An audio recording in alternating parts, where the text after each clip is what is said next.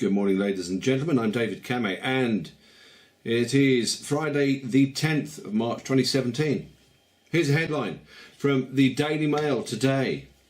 British breakthrough could hold the key to creating artificial life. I've been doing this for a long time. If you look that up, you'll find lots of articles going back years relating to cloning, relating to genetic interference, GMO, genetically modified food, which of course causes all sorts of diseases, including cancer. It's been shown. Cloning, yeah, all of it, you know, and gene modification so you don't get ill. You see it all. But anyway, this is the headline today. It's a drum they beat regularly. Creating artificial life. Well, to have artificial life, surely you've got to have the fake artificial mother, haven't you? And we've been talking about this. I've talked to you about this. Do you remember the article that I read to you about the Kestri, I think that's how you pronounce it, KV Act 1666, when basically everybody was turned into a legal fiction, a dead entity. Here's a quote from that article from there that I do suggest you read. The legal fiction is a construct on paper and a state in trust. When you get a bill or summons from court, it is always in capital letters, similar to tombstones in graveyards. Capital letters signify death. They are writing to the dead. Legal fiction. A legal fiction was created when someone informed the government that there was a new vessel in town based upon your birth. Okay? Birth certificates are used to us by the dock, just as ships are given birth, B-E-R-T-H, certificates at the dock, birth certificates at the docks. It's about commerce. We come from our mother's waters. Your mother has a birth canal just like a ship. The ship moves by the sea current just as we are able to move by the current sea. So we've got this fake mother. And who is this fake mother? Yes, it's the corporations and so on, but what's their deity? What's that associated with? Let's have a look, shall we?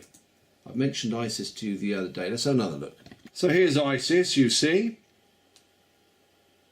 And I don't know if you can see my cursor there at all. Let's see if I can get it on there. Yeah, there we are. See if you can see it. These sort of horns here. You know, you think of the horns that you often see as an image, and there's this disc. This is an image you see in very many places. You see it on cap badges, you know, to varying degrees across the world. You see it. It's in Catholicism. It's very much. It's in. It's Freemasonry. There it is. ISIS. There she is. ISIS. Do you remember I showed you this yesterday? There you go. The birth canal with the disc in it, and there's another view of it, and there's a little goddess, Elizabeth Windsor, and a priest of the goddess of Isis, and that man there is actually the chap, I've forgotten his name, who did the design for this monstrosity. And I heard him interviewed, and he said there was a competition. And everybody entered into all these sculptors entered into the competition, got registered, of course, but I suspect that the winner was already decided, because you've got to have a winner who knows about these sorts of things, you know, about making temples to ISIS. Yes, anyway, that's a grotesque monstrosity of an insult to all those who have died in Afghanistan. Here's ISIS again. Notice the disc. ISIS, there she is. There's Horus there. Horus, of course, we see the imagery of Horus all the time on the television with the left eye and so on. And Horus, of course, relates to the morning star, relates to Lucifer.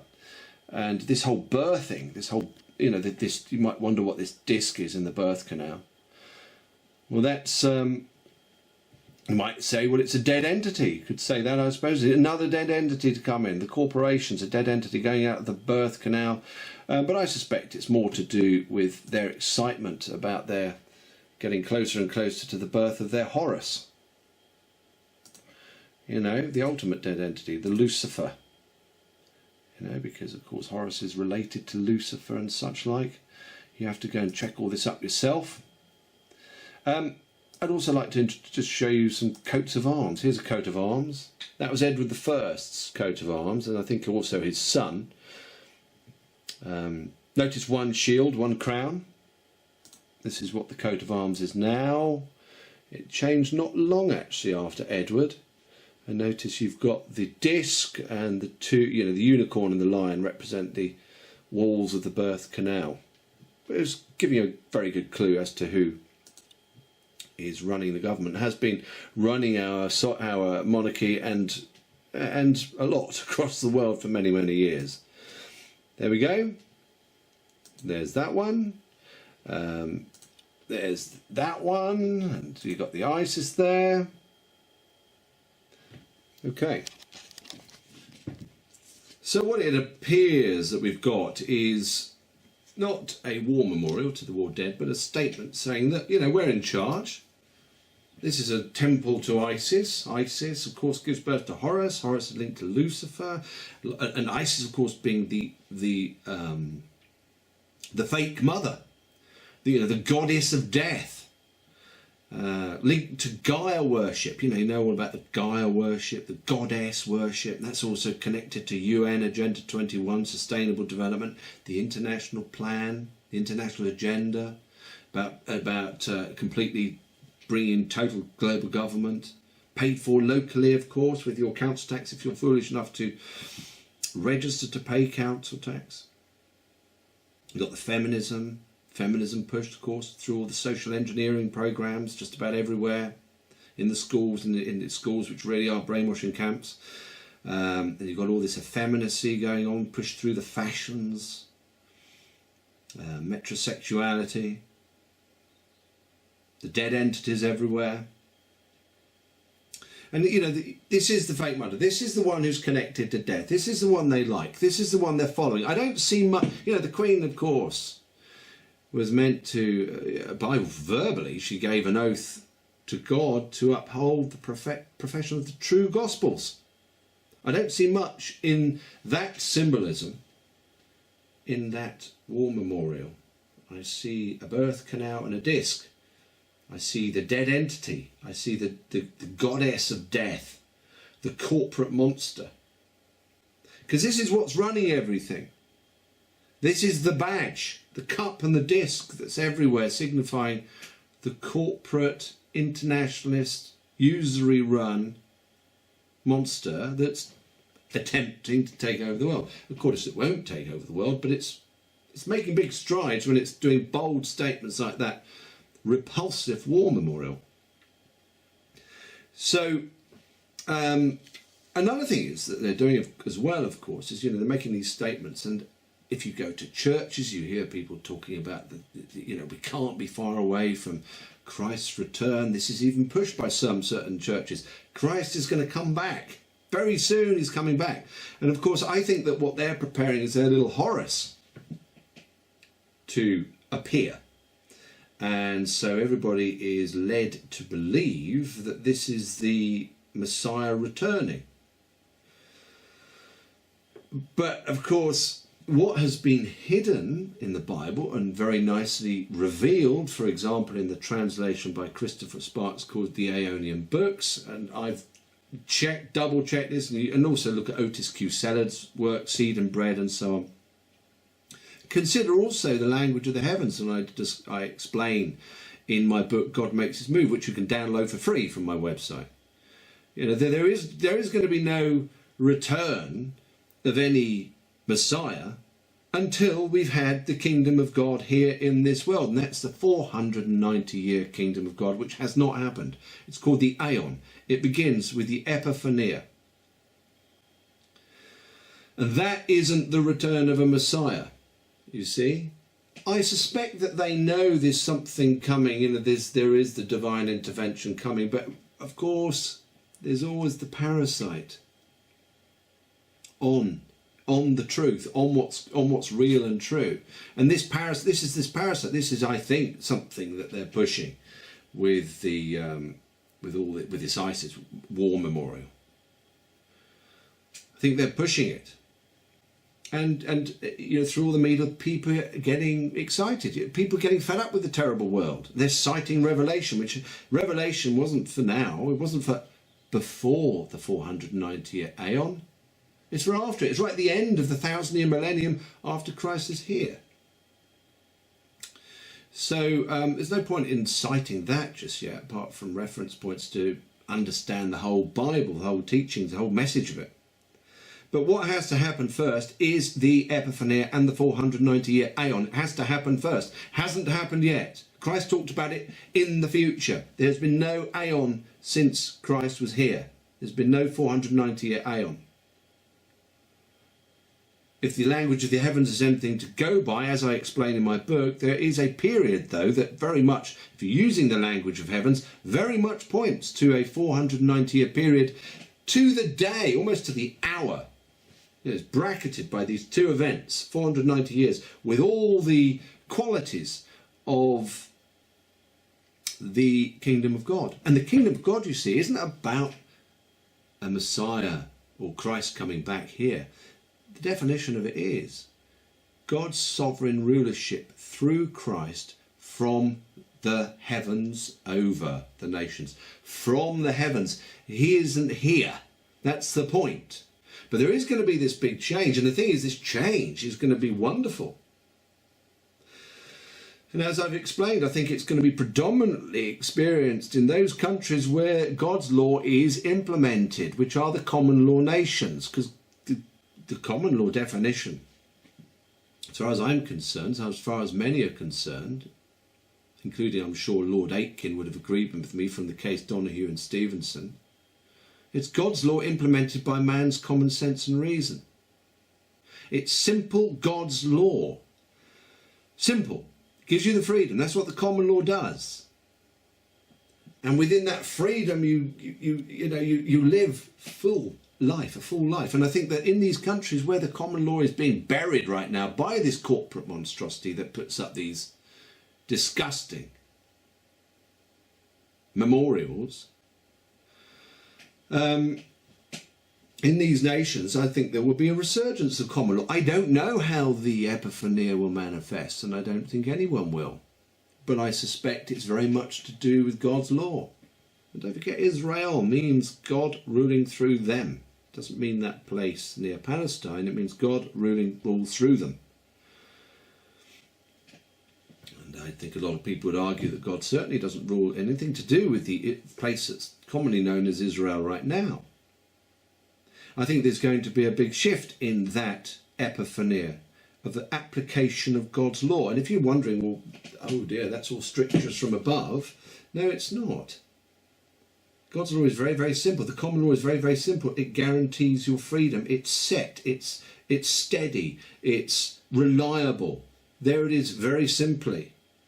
In fact, ultimately, you could just say it's the two commandments. Love God with all your heart and soul. And the second one, which of course is love the neighbour as yourself, which comes out in Donahue and Stevenson in that case. You know, your duty of care. And you've got duties, certainly, but you've got rights as well. And they're not all written down because, of course, to write them down would circumscribe them. It would limit them. They're endless. You have duty of care, mostly. Whereas, of course, the corporate ISIS, Gaia worship world with its birth canal, you know, with this corporate negative feminine monstrosity, with its birth canals, with its birth certificates, with its legal fictions, dead entities, it's the goddess of death that we're talking about that's associated with who governs right now. And goodness knows what sort of character they're envisaging coming through in the form of Horus. She's the goddess of death. He would be the son of death, I suppose. But then Horus is connected, as I've said before, is connected to the morning star. Just have to look at your Greek, not your Greek Egyptians, that's what they call him, the morning star. And of course that's related to Lucifer. So we're getting clues, and if you think, well, Lucifer's, you know, all the, you know, Isis and goddess is very nice. No, but, well, it's not, is it? Because this is about limiting you, it's about turning you into a dead entity, it's about imprisoning you, it's about enslaving you, it's about turning you into a number, it's about turning you into an employee, it's about getting you registered, it's about making you pay tax you don't need to pay. It's about effeminizing you, it's about emasculating you or feminizing you or emasculating you, it's about undercutting and destroying mankind. That's what all that is about. It's about random man-made law according to the Justinian principle, which is the law is what the prince decides. Whereas, of course, the common law is very simple. It's set. It's stuck. Simple. You have a duty of care, ultimately. Within that, you're free. Get on with it. You don't have to do the paying of the taxes. You don't have to do the slavery. So do you see the two? You've got Christ, or the Bible, or the common law, God through Christ, of the kingdom of God, after the Epiphania, which marks the end of the age of evil, which of course we're very close to, I'm sure. I know people have said this before, but never before have we seen such grotesque things as these war memorials. Right in your face saying, do you know what, we're in charge right now, the fruits of the age of evil. Coming to an end with that Epiphania. And goodness knows what that Epiphania will be like, but whatever it is, it's going to be wonderful. And it will release us from the shackles that this age of evil has got us into. So we're at a positive turning point, ladies and gentlemen. And we will see the end of this. And we might begin, I mean, can you imagine if we had a monarch who actually followed her oath, or his oath? You wouldn't see the ISIS symbol at a war memorial where about the memory of those who have died horrendous deaths or sometimes worse, being injured as part of the sacrifice almost to ISIS. That's what it says to me. That's what that war memorial says to me. And you've got to think of these two worlds. You've got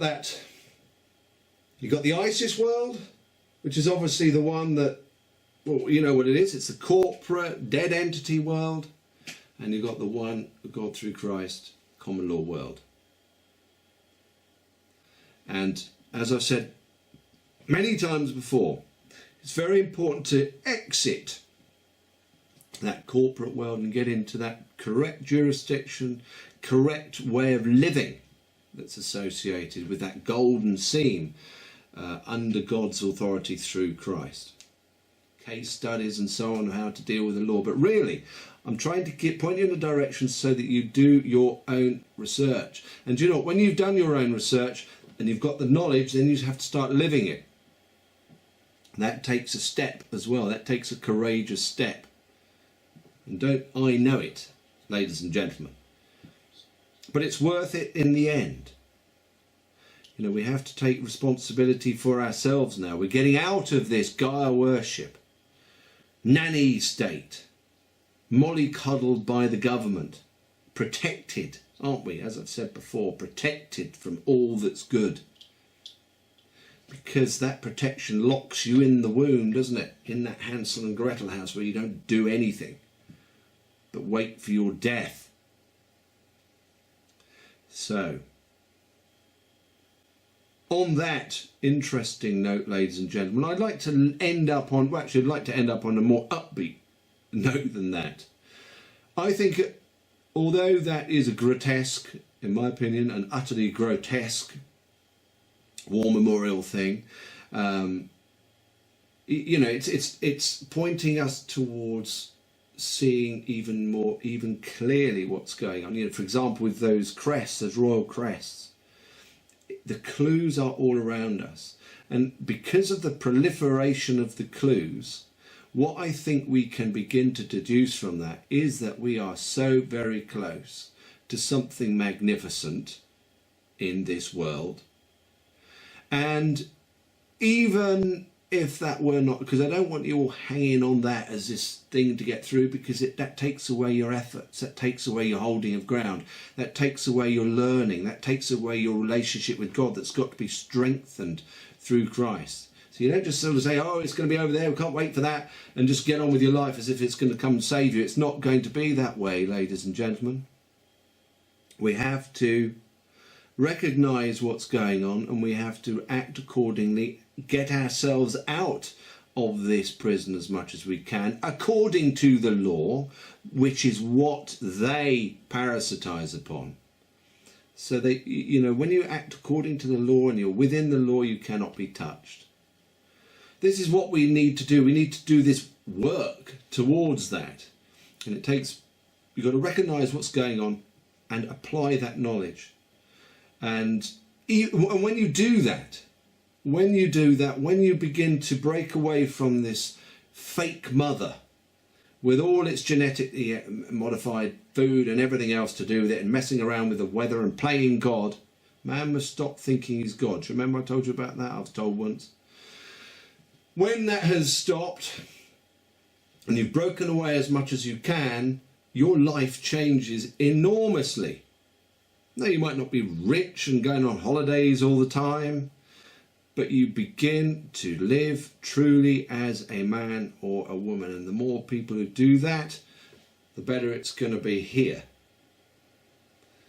The better it's going to be in a true way, not that fake way. Because a lot of people think, oh, it's better if life's better if I've got the cars, got the holidays, got the this and the that, and you know, and the litter that goes with it. That isn't the best way. And I can't really tell you exactly what it's like, because I think it's something also you've got to find out for yourself. And I hope you get out there and you do your research. And please get onto the Common Law Nation's website. Go to that page of the vital videos. You know, watch all of them. You might not accept some of it, but whatever, be inspired by it, so you start to look for facts and ways of dealing with this yourself and applying it yourself and talking amongst your friends. It's always good to get amongst friends and do some research together and discuss it, and then just do a little thing, you know, deal with a parking ticket or whatever, little things first, and you begin to get a gist of the system. But those videos, a lot of those videos really help you with that procedure. So get doing that instead of many of the things that we're distracted by. And you probably look at me and you think, David, you're never distracted. How wonderful to be like that. Of course I get distracted by things. I am as keen to get out of this as you are. But I have certainly applied it, and I know what it's like. And yes, it can be a struggle, but the rewards are substantial. And like I said, they are almost like the rewards you almost can't articulate. But there is one thing also, always to consider, and it's to get yourself in accord with God through Christ. I recommend totally just getting a copy of the Aeonian books, getting yourself a copy also of Otis Q. Seller's Seed and Bread. Strengthen your relationship with God through Christ. And if you don't actually already do that, ask. You know, genuinely ask. Ask God through Christ to help you do that. That helps you. That helps give you reference points all around you. That helps you stand with integrity. It helps you. You know, you're not going to be perfect. You're not going to be sort of like they've depicted people in films, sort of all grave and going around. You're going to be like a normal man or a woman. But it helps you be real. I think that's what it does, amongst many other things. And I'm sure that the benefits of it are going to be entirely personal to you. But it's a very, very good thing to do. A very, very good thing to do when you see war memorials like that. And you begin to recognise what they are saying with such war memorials. Anyway, like I've just tried to say, have a good weekend. I shall speak to you soon.